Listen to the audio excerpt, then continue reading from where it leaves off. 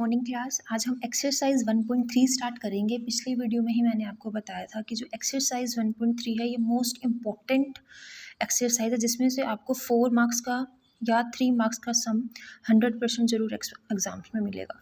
तो फर्स्ट सम में हमें प्रूव करना है, prove that root 5 is irrational. आपको क्या प्रूव करना है कि जो रूट 5 है वो कौन सा नंबर है, ई रैशनल नंबर है।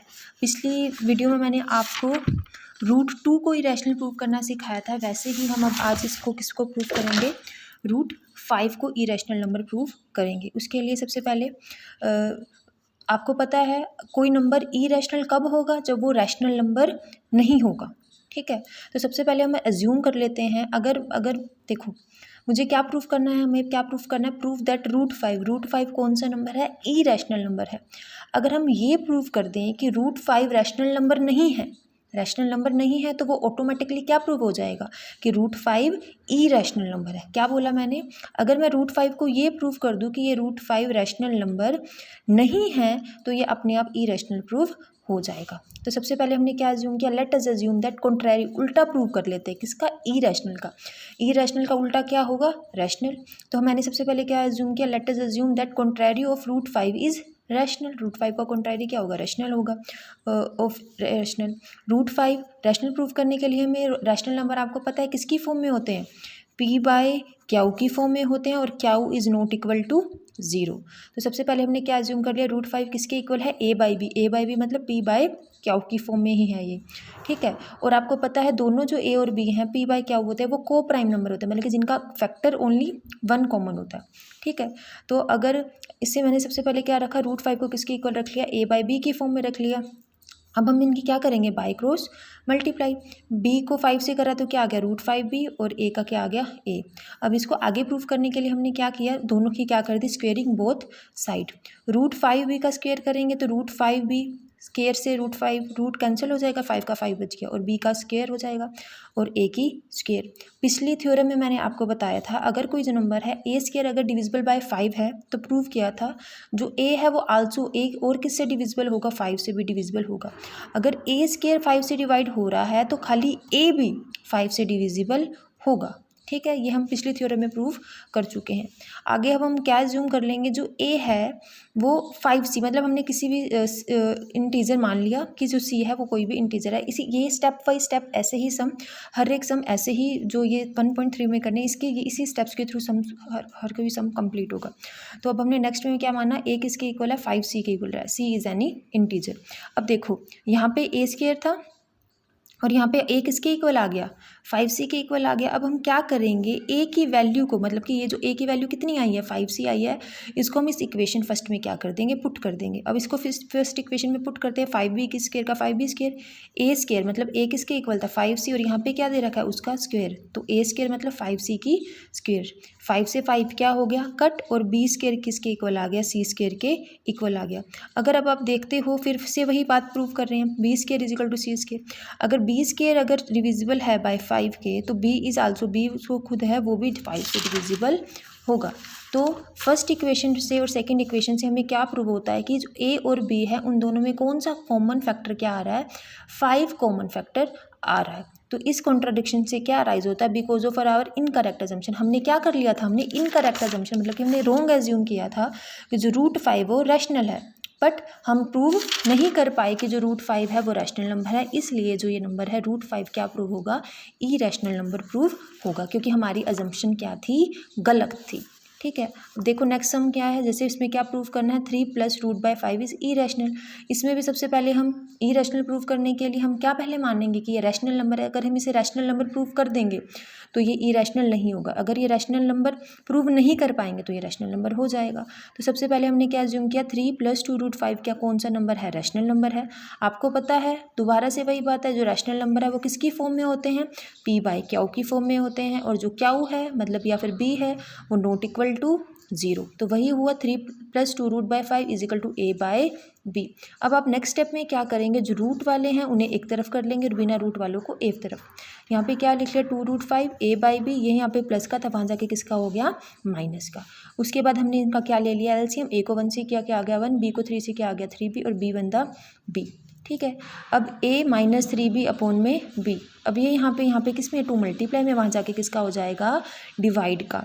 और जब हमने रैशनल नंबर की मैंने इंट्रोडक्शन दिया था, क्या बताया था कि जितने भी इंटीजर्स होते हैं, इंटीजर्स मिला के क्या बनाते हैं, रैशनल नंबर को फॉर्म करते हैं। तो यहाँ पे देखो पिछले फर्स्ट सम में हमने क्या प्रूव कर दिया था, फर्स्ट सम में हमने रूट 5 को, अभी ऊपर वाले सम में हमने क्या प्रूव किया था, जो रूट 5 है वो कौन सा नंबर है, ई रैशनल नंबर है। और यहाँ पे ये कौन सा नंबर है, ये रैशनल नंबर है।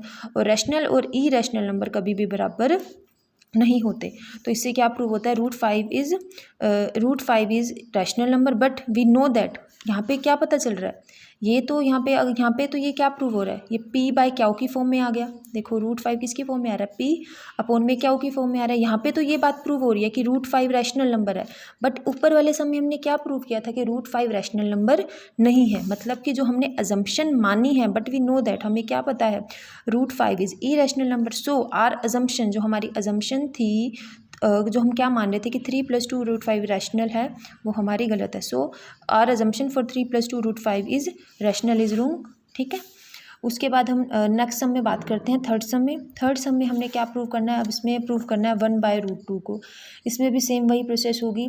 सबसे पहले अजूम कर लेते हैं 1/√2 क्या है, रैशनल नंबर है। आपको पता है फिर से रैशनल नंबर किसकी फॉर्म में होते हैं, a/b की फॉर्म में होते हैं। वही सेम स्टेप्स बार बार चलेंगे। फिर इन दोनों के आपस में क्या कर दी, क्रॉस मल्टीप्लिकेशन कर दी, b को 1 से किया और 2 को रूट से किया, b = √2a। अब ये फिर से किसकी फॉर्म में दे रखे हैं, b/a, मतलब p बाई क्याउ की फॉर्म में दे रखे हैं। और आपको पता है ये जो p बाई क्याउ की फॉर्म में होते हैं वो नंबर कौन से होते हैं, रैशनल होते हैं। बट आपको भी क्या पता है, पिछले वीडियो में आपने क्या प्रूव किया था, रूट 5 ई रैशनल है।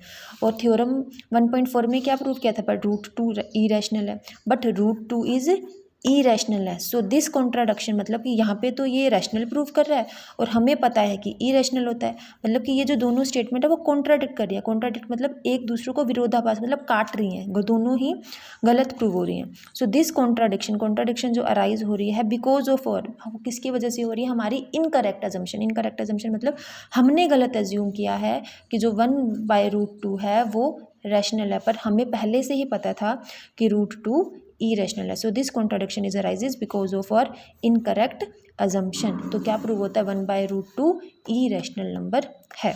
ठीक है। वैसे ही ये 7√5 है। लेट अस अज्यूम फिर से 7√5 को क्या प्रूव करना है, रैशनल करना है।